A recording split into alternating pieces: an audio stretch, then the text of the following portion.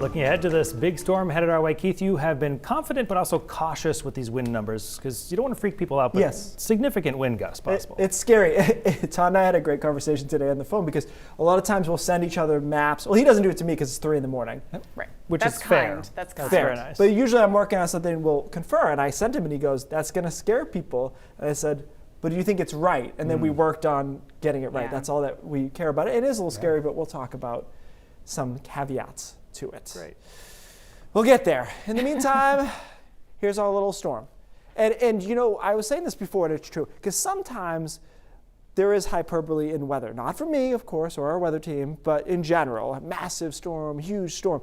In this case, it's accurate. This little area of snow showers in Billings is going to turn into this really big, historically deep low pressure system out towards Chicago in a couple of days. Now, while we wait for that to happen, it's quiet here as we've harped on the fact that tomorrow is another beautiful day. It's a lot of sunshine, temperatures in the mid and upper 30s. Overnight tomorrow night, we're back into the 20s and teens. And then Thursday, we're cloudy, but it's still quiet. So during the day on Thursday, no problems at all. Whatever you need to get done here, I don't see any issues. It's not until Thursday night after sunset, and well after sunset, I think, we start seeing some of the precipitation move in. So let's zoom in on that a little bit. And I think that most of this starts to happen after midnight. There's a little light precip before then, but after midnight's when it really moves in.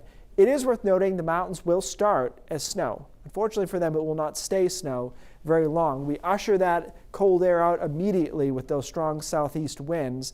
Everybody else starts as rain. Inland along the coast, it's raining heavily through the morning, through the middle of the day on Friday. And the peak of the storm is during the daylight hours on Friday with the downpours, the heavy winds.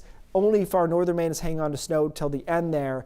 And then the rain continues into down east Maine through Friday evening. We get the storm out of here Friday night, and then it's very cold behind it, which will be another complicating factor after all the rain and the snow melt. We're then going to have a pretty hard freeze on the back end Friday night and Saturday. But this is what we're talking about. I think the winds are the biggest issue here. Now, this is why I put gusts, not sustained. So a hurricane is 74 miles an hour sustained winds. So even if we gust to 74, it's not hurricane strength. It's not hurricane-like.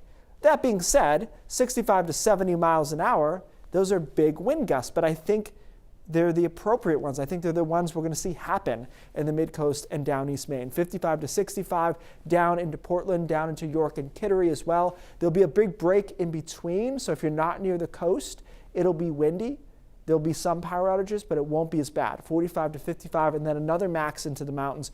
The winds kind of hit the upslope spots in the terrain, and they get going faster as they go uphill there, so 55 to 65 miles an hour. In addition to this, the rain, 2 to 3 inches of rain. Now, the thing to think about with this is we've got liquid equivalent snow in the mountains, 30 inches in some cases.